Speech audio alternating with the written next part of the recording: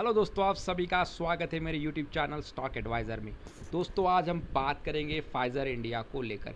ये corona vaccine वाला stock है, तो कहीं आपके हाथ से ये मौका निकल ना जाए। बहुत कम प्राइस के ऊपर अभी ये अवेलेबल है और इसमें आपको ख़रीदारी क्यों करनी चाहिए, इसके बारे में डिटेल में हम इस वीडियो के माध्यम से जानने की कोशिश करेंगे। तो वीडियो को पूरा देखिए, अंत तक देखिए। और अगर आपने इस चैनल को सब्सक्राइब नहीं किया है तो क्वालिटी इन्फॉर्मेशंस और रिसर्च को सबसे पहले पाने के लिए इस चैनल को सब्सक्राइब कर डालिए। तो आप सभी को पता है कि vaccination program all over India में जारी है और इसके तहत भारत बायोटेक और सीरम इंस्टीट्यूट की वैक्सीनेशन का प्रोग्राम ऑलरेडी इंडिया में जारी है।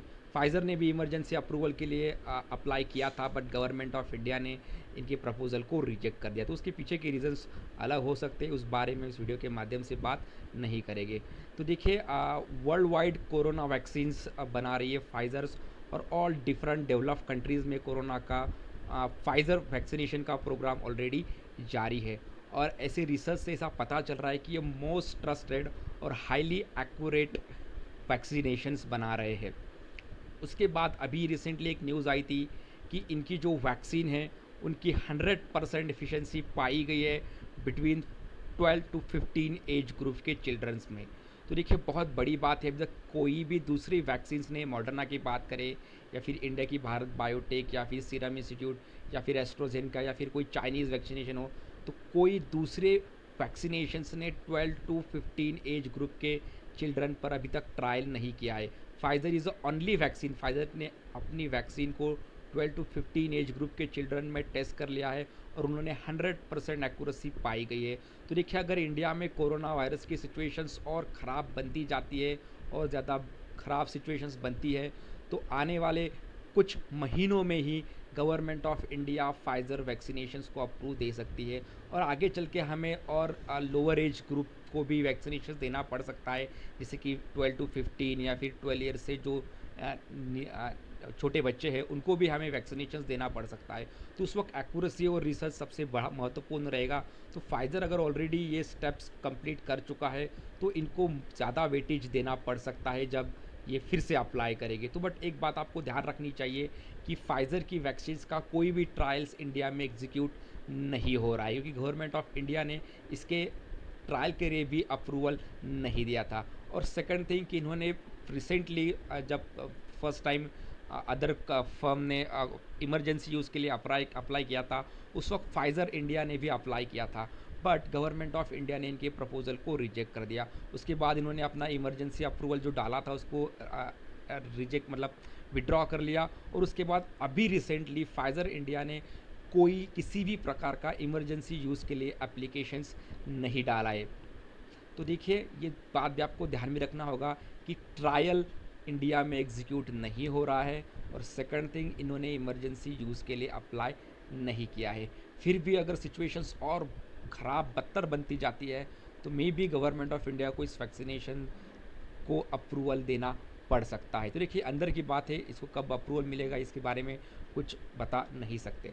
उसके बाद बात करें कि इन्होंने ऑलरेडी एक सोर्स के माध्यम से इंफॉर्मेशन आई थी कि फाइज़र इंडिया एक मेड इन इंडिया वैक्सीन्स बनाने के लिए रेडी है, बट गवर्नमेंट अगर उनको फास्ट रेगुलेटरी क्लियरेंस दे दे, मतलब अप्रूवल दे दे और freedom for pricing and export दे दे, तो देखिए एक लेवल तक, मेरे हिसाब से एक लेवल तक इंडिया में वैक्सीनेशन हो जाएगी, जैसे कि 20-25% पीपल्स को वैक्सीनेशन दे देगी गवर्नमेंट ऑफ इंडिया।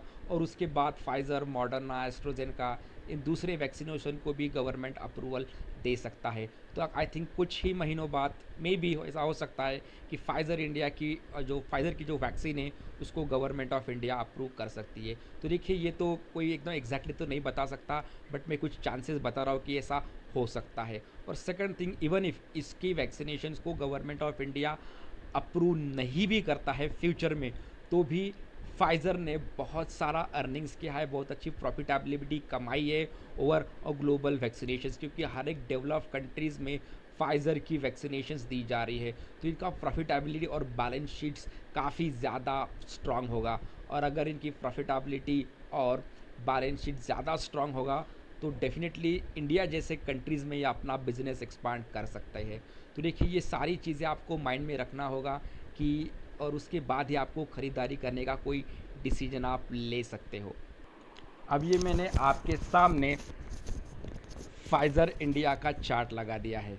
तो ये पूरा 1 ईयर का चार्ट है। यहाँ पे हर एक कैंडल हर एक दिन को रिप्रेजेंट कर रही है।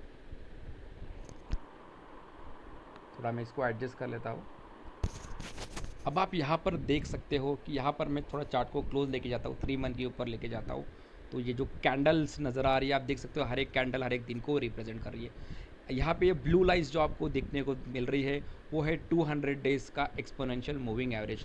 तो ऐसा लग रहा है कि इसमें थोड़ी सी मजबूती आती हुई नज़र आ रही है और कुछ ही दिन के बाद ये अपने 200 डेज़ का एक्सपोनेंशियल मूविंग एवरेज को क्रॉस कर लेगा। इसका करंट मार्केट प्राइस 4600 के आसपास नज़र आ रहा है और पिछले काफ़ी दिनों से लगभग बात करें तो फेब मंथ से ये सेम प्राइस रेंज में ट्रेड होता हुआ नज़र आ रहा है। बट जैसे जैसे कोरोना की सिचुएशन इंडिया में और ख़राब होती जाएगी तो may be government Pfizer India के वैक्सीनेशंस को इमरजेंसी यूज़ के लिए अप्रूवल दे सकता है।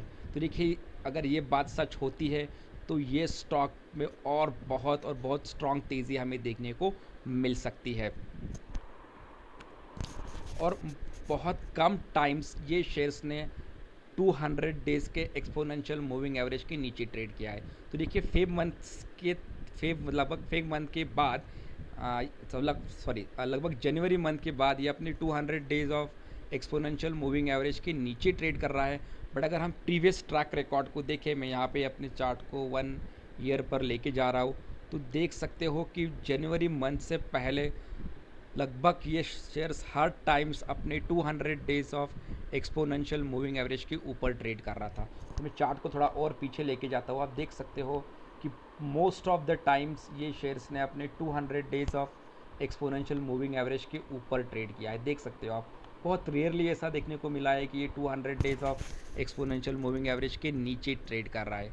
तो देखिए, इसमें सिचुएशंस बहुत अभी फेवरेबल है और आप इस शेयर्स में एक अच्छी पोजीशंस बना सकते हो और over the period of time 1 year 2 year 3 years के ऊपर आपको अच्छे रिटर्न्स मिलने के चांसेस बहुत ही ज़्यादा हो गए। ठीक है, तो भाई मेरी राय, मेरी रिकमेंडेशंस थी। आप खुद रिसर्च करिए, इंटरनेट के ऊपर आर्टिकल्स पढ़िए और उसके बाद आप कोई किसी प्रकार का डिसीजन ले सकते हो। ठीक है, okay, so thank you for watching this video and please subscribe the channel for the further update. Thank you once again.